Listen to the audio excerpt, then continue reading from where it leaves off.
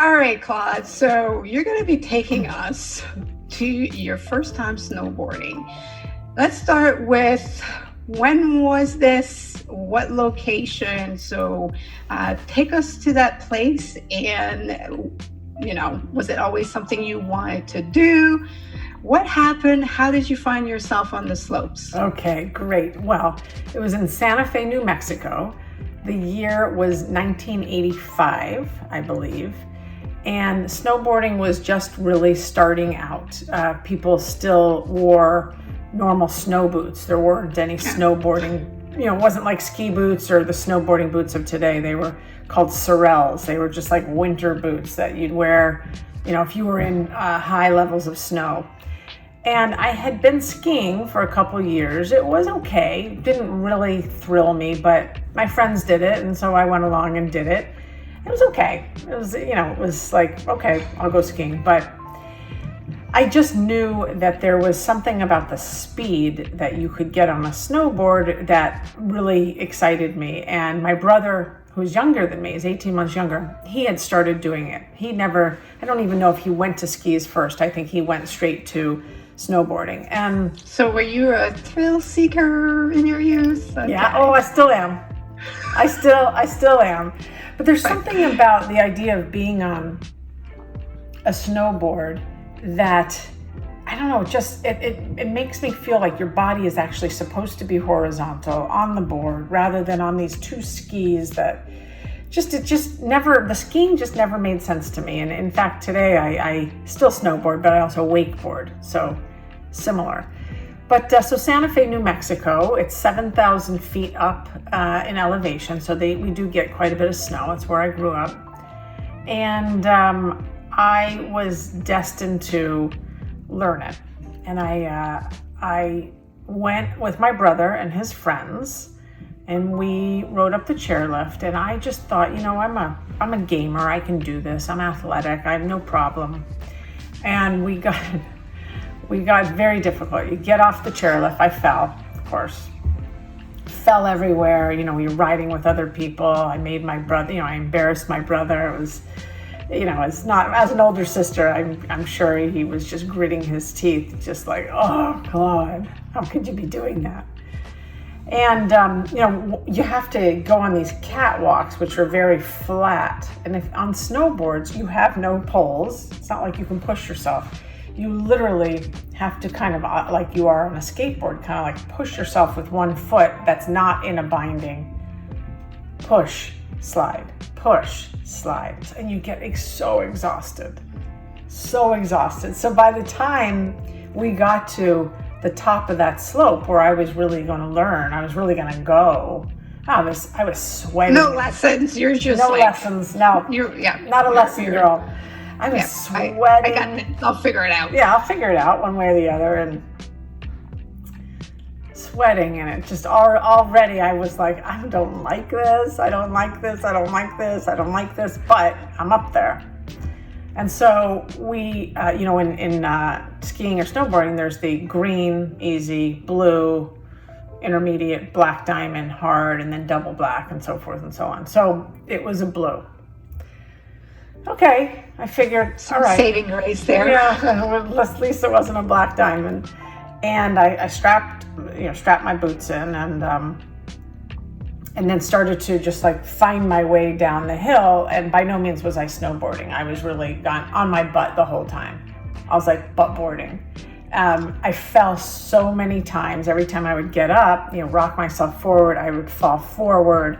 Your wrists kind of, you're literally either my butt was bruised, my wrists, every part of my body, and I really had barely even gone anywhere. So one thing led to the other, and I shimmied my way down where my brother and his friends were waiting for me, which was very nice. And are you thinking, though, I have to ask, because when I try skiing, I watch other people and I'm like, this looks easy. I got this. Yeah. So are you thinking like, how am I not getting this? Oh, yeah. Of course, because it didn't seem to me that you needed a PhD. It just seemed like you needed some kind of awareness of your body, some kind of strength, because you have to pull yourself up a lot. But, big deal. right? And I figured if I could mimic his behavior, the way his body went, mimic, like I thought I was really mimicking. Oh my God, it was dreadful. It was terrible, terrible. And I finally made my way down to where he was. And the only way down, once I got there and I saw where they were, the only way down was a cliff. It was back, at this point, it was like the back country. So we had veered off kind of the real path, and it was like a cliff.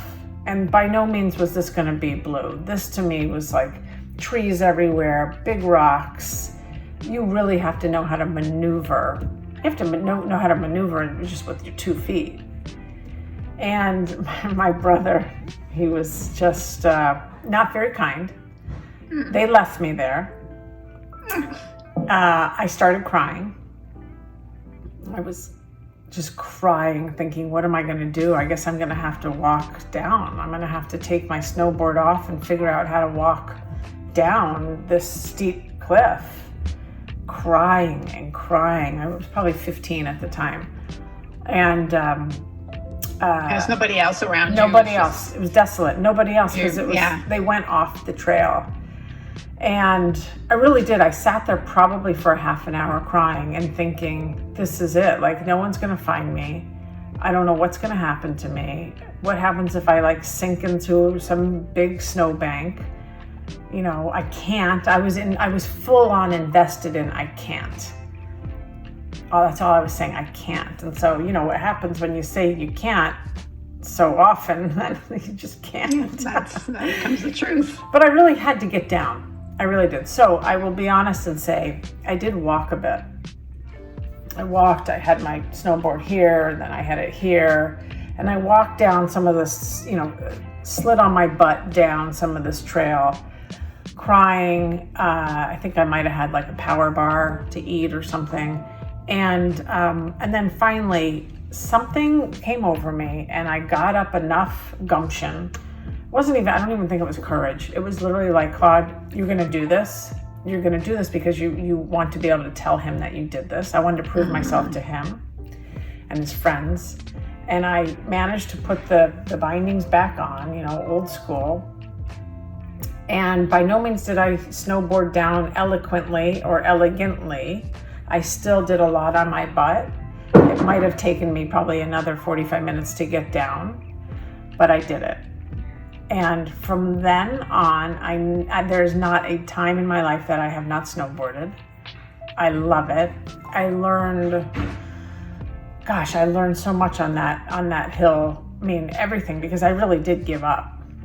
I really did. And I don't know what would have happened had I, someone would have had to come and get me, the ski patrol or something. But sometimes it can be a very beautiful thing when there's no other way.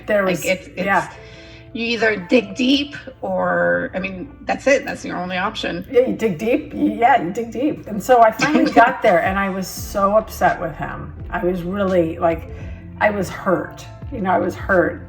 And what he was doing is he was like, look, I'm not going to wait for you. You can do this. And you did it. And so I got over it eventually, probably within, I don't know, a couple hours or so. But I was, I had been embarrassed.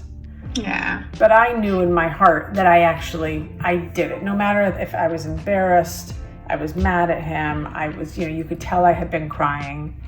But at the end of the day, I, on my 2 feet, got down. That's a great story. Yeah, it was cool.